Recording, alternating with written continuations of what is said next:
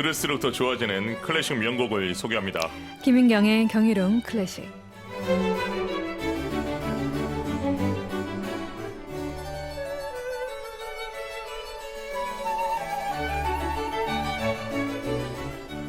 아름답고 경이로운 클래식 명곡을 맛있게 듣고 또 멋있게 즐기는 시간입니다. 피아니스트 김인경과 함께합니다. 안녕하십니까? 네, 안녕하세요. 네, 오늘 경이로운 클래식에서 소개해 주실 곡은 어떤 곡입니까? 네, 올해로 탄생 220주년을 맞는 작곡가의 작품인데요. 네, 전곡을 듣는데 50분이 걸리는 대작이죠. 어느 젊은 예술가의 생애라는 부제가 붙어 있는 곡으로 마치 한 편의 소설을 읽는 듯한 느낌이 듭니다. 네, 음악 주세요.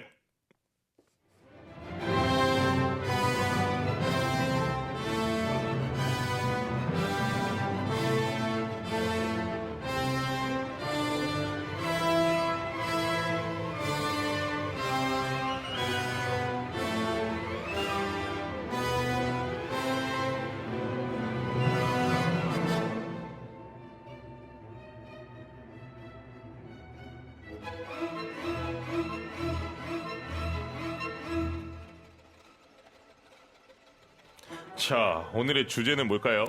오늘의 주제는 아픈 사랑이 낳은 명곡 베를리우스의 환상 교향곡입니다. 베를리오스의 환상 교향곡은 작곡가 자신의 이해가 담겨 있는 작품이지 않습니까? 아, 그렇죠. 이 교향곡 원본 악보 한 줄 구석에 이런 글이 있죠. 사랑에 범민하던 어떤 예술가가 격정적인 욕망의 발작을 참을 수 없어서 약을 먹고 죽으려고 했다. 그러나 약의 분량이 적어서 깊은 잠에 빠지고 꿈을 꾸게 된다. 그 꿈속에서 예술가의 사랑이 재현된다. 그러나 그 사랑은 환상적이고 무서운 결말을 맺고 만다. 네, 굉장히 좀 심오한 글인데요. 네, 이 악보 구석에 적혀 있었던 베를리우스의 메모, 이가 이 곡에 대한 모든 이야기를 지금 담고 있다고 할 수 있습니다. 그의 생애를 바꿔놓은 시점이 바로 1827년 9월인데 그는 의사 집안에서 태어나서 파리에서 의학을 공부하고 있었어요. 네. 물론 당연히 부모님의 뜻이었죠. 그런데 음악에 대한 이 열정과 열망 때문에 갈등하다가 결국은 부모님의 반대에도 불구하고 이제 작곡가, 즉 음악인의 길을 가게 됩니다. 아, 그러던 어느 날 영국 극단이 공연하는 셰익스피어의 햄릿을 관람하러 가게 되는데 이날 이 베를리우스가 큰 충격을 받게 되는 거죠. 물론 셰익스피어 작품에 대한 감동은 당연한 거였고 그날 주연으로 열연한 여배우 해리엣 스미스슨의 완전히 마음을 빼앗기게 됩니다. 첫눈에 사랑에 빠진 베를리우스, 그는 해리엇이 출연하는 로미오와 줄리엣까지 관람하러 가는데 일단 당시 무명의 작곡가였던 베를리우스 형편에 사실 영국 티켓을 사서 본다는 게 쉽지 않았지만 그녀를 만나고 싶어서 이제 그는 무리를 한 거죠. 네.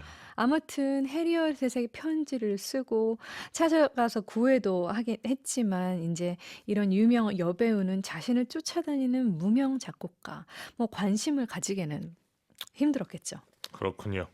해리엇의 관심을 끌기 위해서 연주회까지 열었다는 게 사실입니까? 아, 네, 그렇습니다. 급기야 베를리우스가 해리엇의 출신지인 아일랜드와 관련된 학자였던 토머스 모어의 시로 9곡의 가곡 시리즈를 작곡하고 또 그녀를 위한 연주회를 열게 되는데 해리엇은 베를리우스를 철저하게 무시하고 하하. 제가 봤을 때는 인지조차도 못하지 않았나 싶습니다. 아무튼 안타까운 사실인데 그녀는 순회 공연을 마친 후 파리를 떠나게 됩니다. 베를리오즈가 충격이 컸겠군요. 그렇죠. 엄청난 상실감 그리고 고독감을 느끼게 되고 네. 이런 굉장히 격렬했던 사랑의 감정이 안타깝게도 증오로 바뀌게 됩니다.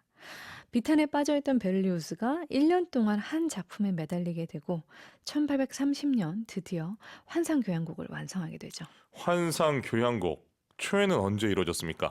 작곡된 그 해에 파리에서 이루어졌는데 초연은 대성공이었습니다. 이 작품은 무명의 작곡가, 청년이었던 베를리우스의 이름을 널리 알리게 되고요.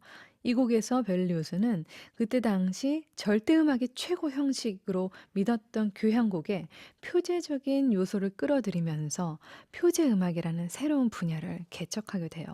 그리고 슈만은 이런 베를리우스에 대해 이렇게 말을 합니다. 베를리오즈를 천재라고 인정해야 할까? 아니면 음악적인 모험가라고 해야 할까? 이 정도로 당시 사람들에게 벨리우스의 환상 교향곡은 정말 파격적이었어요. 벨리우스는 ED의 픽세, 고정 악상이라고 우리말로 표현할 수 있는데 이 ED의 픽세라는 아이디어를 창안했어요. ED의 픽세는 어떤 이야기를 음악으로 묘사할 경우에 특정한 음정으로 이루어진 모티프 혹은 주제로 그 문제의 주인공을 표현한다는 거예요. 나중에 이 기법이 이제 바그너에 이어가서는 라이트 모티프라는 컨셉으로 발전해 나가죠. 여하튼 베를리오스는 이 환상교향곡 작품 덕분에 그렇게 바라던 로마 대상까지 받게 되고 작곡가로서 탄탄한 기반을 다지게 됐습니다. 매주 화요일 함께하는 김인경의 경이로운 클래식. 오늘은 아픈 사랑이 낳은 명곡 베를리오즈의 환상 교향곡에 대해 이야기 나누고 있습니다. 음악을 들어보고 싶은데요. 어떤 악장부터 들으면 좋을까요? 네, 총 5악장 중에서 2악장을 먼저 감상하실 텐데요. 네. 2악장을 선택한 이유는 베를리오스가 그토록 사랑했던 이 여인의 모습이 살짝 나타나요. 그것도 교향곡에서 흔히 우리가 들을 수 없는 왈츠 형식으로 음악으로 만나보시죠. 베를리오즈의 환상 교향곡 작품번호 14 2악장 무도회 정명훈이 주연하는 바스티의 오페라 극장 오케스트라 연주로 듣겠습니다. 베를리오즈의 환상 교향곡 작품으로 14 2악장 무도회 정명훈이 지휘하는 바스티의 오페라 극장 오케스트라 연주로 감상하셨습니다. 경이로운 클래식 오늘은 베를리오즈의 환상 교향곡을 중심으로 이야기를 나누고 있습니다. 환상 교향곡 어떤 음악적 특징이 있을까요? 벨리우스는 베토벤의 그 9개의 교향곡에서 엄청난 카타르시스를 느꼈던 사람이거든요. 네, 그리고 이렇게 베토벤의 영향으로 인해 교향곡이 탄생했다고 할 수 있습니다. 낭만파 교향곡 중 손꼽는 명작이죠. 그렇군요. 환상 교향곡은 각 악장마다 부제가 붙어 있지 않습니까? 네, 베를리우스가 이 작품에 자신과 해리엇의 이야기를 투영해 놓았는데 네, 1악장에서 3악장까지는 자신의 감정이 어떻게 발전되는지 음악을 통해 우리가 들을 수 있고 4악장에서 5악장에는 그가 느꼈던 이 배신의 감정을 병적 환상을 통해서 복수하고 있습니다. 제 1악장의 부제는 꿈, 정열인데요. 예술가가 아직 연인을 만나지 못하고 굉장히 불안하고 초조하면서 또 동경하는 마음이 교차하는 느낌으로 스토리가 진행이 돼요. 그리고 그는 그러다가 애타게 기다리는 연인을 발견하죠. 이 목관이 불안에 사로잡힌 듯한 동기로 연주하면서 시작이 되는데 음악이 그 이후에 고조되면서 마치 밝은 희망을 연상시키듯 C 장조로 바뀌다가 마지막에는 쾌활한 가락으로 서주를 마치게 됩니다. 슈만이 이 악장을 일컬어 쌀쌀한 영국 여자라고 평했죠. 그렇군요. 좀 전에 들었던 2악장의 무도회 부제 맞습니까? 네, 맞습니다. 이 2악장은 좀 전에 감상하신 것처럼 아주 감미로운 산뜻한 왈츠죠. 축제일에 떠들썩한 무더위에서 예술가가 또다시 연인의 모습을 발견합니다.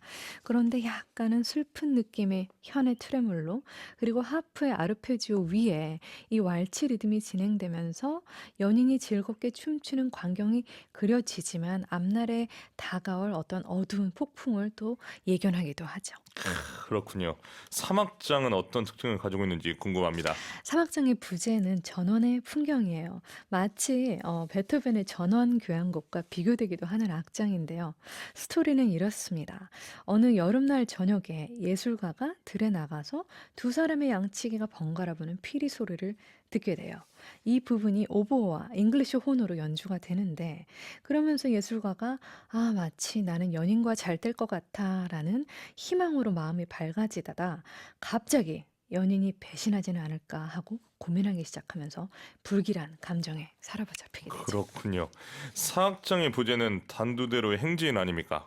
네. 이 질투에 사로잡히게 된 예술가가 끔찍하게도 꿈속에서 연인을 죽이고 사형을 선고받은 예술가는 단두대로 향합니다. 야금화, 지난 시간에 얘기했는데 즉 뮤트된 네. 혼이 짧은 주제를 반복하고 팀파니의 연타가 높아지면서 아주 절망적이고 무거운 발걸음을 연상케 하는 주제를 연주하죠. 그러다가 음악이 급격하게 크레신도하면서 악마의 개성과를 연상케 하는 듯한 이 당당한 주제가 투티, 즉 전 오케스트라로 반복됩니다. 그렇군요. 5악장에서는 연인을 마녀로 바꿔놓죠. 네, 아이러니하죠. 주제가 마녀들의 밤의 향연과 꿈이라는 부제인데요. 꿈에서 사형당한 자신을 매장하기 위해서 유령, 마술사, 마녀, 그 밖에 갖가지 요괴들이 모이고 예술가는 그 무리의 한가운데 서 있는 자신을 또 봅니다. 이 괴이한 소리, 탄식, 낄낄대는 웃음소리 등 가득하고 연인이 이제 마녀가 되어서 잔치에 참여하고 있는 모습인데요. 이 장르를 알리는 종소리가 가장 이 작품의 트레이드 마크라도 할 수 있는 선율인데 바로 이 선율은 그레고리안 성가 중 분노의 날 디에스 이레를 익살스럽게 풍자한 겁니다. 음악은 이렇게 열광적으로 고조되면서 마무리가 됩니다. 아, 그렇군요. 지금 설명해 주신 5악장을 바로 들어보겠습니다. 오늘도 음악 들을 때 더 자세하게 설명해 주신 이야기들을 떠올리면서 감상하면 좋을 것 같습니다. 오늘 고맙습니다. 네, 감사합니다. 안녕히 들어가세요. 네.